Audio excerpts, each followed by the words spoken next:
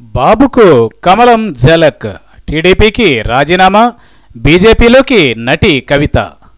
ప్రముఖ నటి, Telugu Desam party organising కార్యదర్శి కవిత బీజేపీలో చేరే అవకాశాలు కనిపిస్తున్నాయి.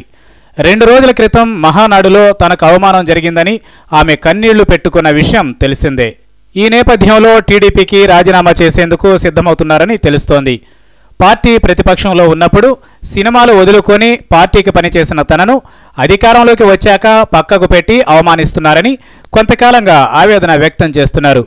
తాజా మహానాడుకు వచ్చిన ఆమెను వేదిక ఎక్కనీయకుండా నిర్వాహకులు అడ్డుకోవడంతో ఆవేదన చెందిన కవిత పార్టీకి సినిమా నటులంటే పడదని, ప్రతిపక్షంలో ఉండగా వేదిక ఎక్కించారని, అధికారం వచ్చిన తరువాత ఎందుకు పనికిరాకుండా పోయానో పార్టీనే చెప్పాలని డిమాండ్ చేశారు. పార్టీకి పనిచేసి ఆర్థికంగా, ఆరోగ్యపరంగా నష్టపోయిన తనను ఇప్పుడు మానసికంగా కూడా అవమానించారని, అన్నింటికీ దేవుడున్నాడని ఆమె కన్నీళ్ల పర్యంతరమయ్యారు. మహానాడు వేదికపై అవమాన నేపథ్యంలో ఆమె టీడీపీకి రాజీనామా చేసి బీజేపీలో చేరాలని నిర్ణయించుకున్నట్లుగా తెలుస్తోంది. కొద్ది రోజుల క్రితం ఓ బీజేపీ ఢిల్లీ స్థాయి నేత ఆమెను కలిశారని, పార్టీ మారే విషయమై మాట్లాడారని ప్రచారం జరుగుతోంది. ఆయన కంటే ముందే ఏపీకి చెందిన మరో రాష్ట్ర బీజేపీ నేత చర్చించి పార్టీలో చేరాలని కోరినట్లుగా తెలుస్తోంది.